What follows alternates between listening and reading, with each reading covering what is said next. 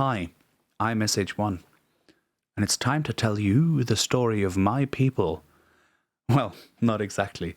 I've been asked to tell the story of how I got started working for ImageLine. Yeah, the ImageLine. The ones with the FL Studio. So, I thought, it's Saturday, nothing better to do. Let's do that one. So back when I went to uni in Bayreuth, studying musicology and dramatics in 2015, I finally had saved enough money to buy FL Studio for myself. I'd first used FL Studio in 2007 at a LAN party, and I always wanted to get it. But when you're young, dumb, and full of hopes and dreams, you generally don't have the money necessary to do so. So I'd started working hard to support myself in university, mainly doing contract work like English, math, and Latin tutoring and babysitting and some other things. I did some stage assistants and stuff, was an assistant director a bit. And then in early 2015, I'd had enough saved up to buy the Signature bundle, which I promptly did. In turn, this also gave me access to the FL Studio user forum. Swoop in here. And I began soaking up that resource like it was pure cocaine. And it's not the thing. So, in February of 2015, I went all out, spent every waking minute with FL Studio, making my power bill rise by 50% over the next few months. I'd always been fascinated by digital audio at the club scene and expanding my consciousness. So this led to me ultimately dropping out of uni, as my studies hadn't been going super well anyway, but spending every second that I wasn't working learning FL Studio and making stuff. Let's say there was really no time left for academic progress in the ImageLine user forums then. There were a couple production contests happening at the time. I remember joining them all to apply what I learned. This is when I caught the attention of staff, and after that I was recruited to be an alpha tester in 2016. I would keep myself afloat by continuing the work I had been doing during university, but also now releasing my own music for sale every now and again, and doing bits and bobs, contracts. As an alpha tester, I'd have access to certain features of the software early, and oftentimes that would include plugins and content stuff that I would have before everyone else. So I took the chance to make demo music with that stuff before people could see it. And that earned me a reputation as sort of a sound design aficionado with the ImageLine staff. And my music audience as well, which was becoming a thing. A small thing, but very much a thing.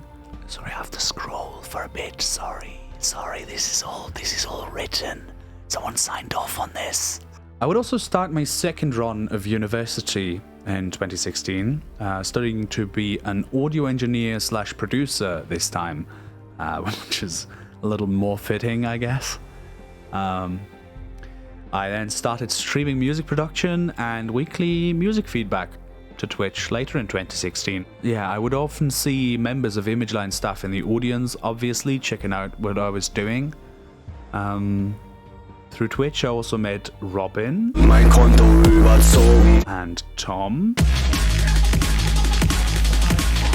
who were not working at ImageLine yet at that time.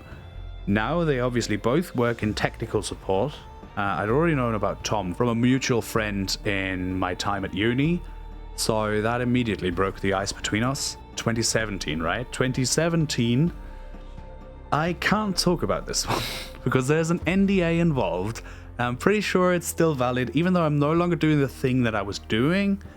All I'll say is they have like 400,000 plugins and wanted updates on every single one on the regular. I would also start doing mixes and masters for people that year, and Twitch began to become an actual part of my income, like for real. So did self-releasing music, by the way. Not enough for me to stop doing my day jobs, obviously, but enough to make a dent. Enough for a new PC, enough for various bits and bobs, a taxi ride home when I was drunk and stuff. Things like that. Right. In 2018, Tom, who we mentioned earlier, got me into working with Kilohertz on beta testing their new synthesizer Faceplant and new snap-ins before they were out. And they even ended up using 2 of my patches in the final product, which is quite nice. I would also write a couple of educational articles about FL Studio in Music Tech magazine that year. I focused on my studies as an audio engineer a lot. My previous university had failed, obviously, and it was high time for me to sit down and do something for real, and it coincided with what I was doing outside of uni anyway, so it was much easier to handle than the pure theoretical thing that I was doing before. So, yeah. And then in early 2019, I thought of myself as an up-and-coming streamer, and therefore decided to go to TwitchCon with Protostar, who's a Reason user. Ugh. But I like him anyway. And that's where I also met Tom IRL for the first time. There were plenty good times and even more good beers, obviously. In mid-2019, then, Flex came out. A few moments later, I was contacted about making patches for it. I jumped at the chance, naturally. But on the other hand, I was overwhelmed. This would be the biggest custom sound library I'd ever made for someone else. But I didn't back down from the challenge, obviously, and that's why we now have Floor Shakers, which was released in early 2020, but we're still in 2019. Around that time, I'd also started private conversations with the developers I frequently talked to in the ImageLine user forums. We would talk on Discord and Skype and what have you, and yeah, that's a key part, I guess, being able to sort of connect with the people. I'd already begun work on the next pack as I was done with Floor Shakers. I ended up taking a few front of house jobs during 2019, just like one-offs, like single shows and stuff, like local things. But my income was now around 50% audio or music related. And then I completed my degree in September of 2019, and I wanted to celebrate, so I bought a car and hit the road. Got an Airbnb in Berlin for a week. That was fucking nice. As I drove back though, the pandemic hit and the first lockdown measures came into effect, so I was really fucking lucky that I did it in December 2019.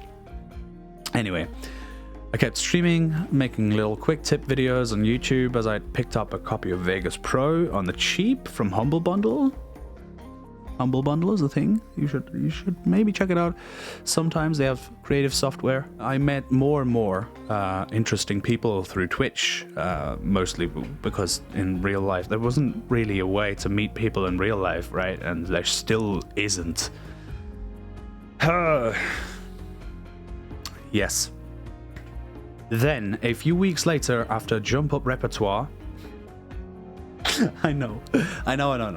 The name is cumbersome, right? But there's a story behind it. I originally wanted to call it Badman Sounds, but with the things going on in the US at the moment, and all over the world, with police brutality and stuff, we thought it may be a little culturally insensitive to call it that. So, we didn't.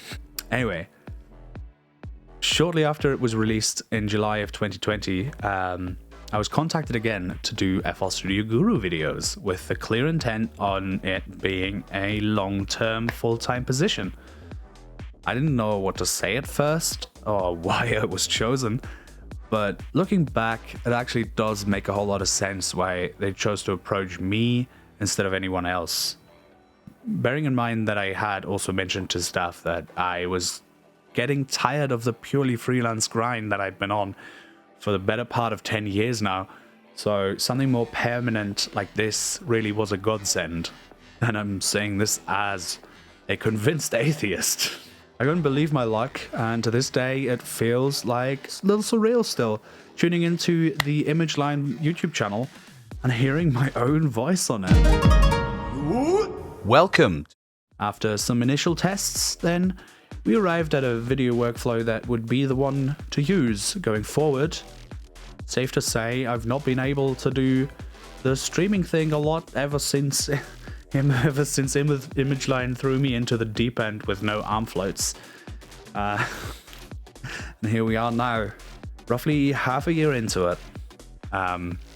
I hope you liked following my tale of the ancients. Thanks for coming to my TED Talk. And I hope that cleared some things up for the people who asked. Check out my music and Twitch channel if you're interested, I guess. I'm Shroomhead_1 on Twitch and SoundCloud and the Spotify's. I'm on there. I'm everywhere. If you bother to look, I'm everywhere. I've been SH1. You've been Amazeballs. And don't let your memes be dreams. Bye.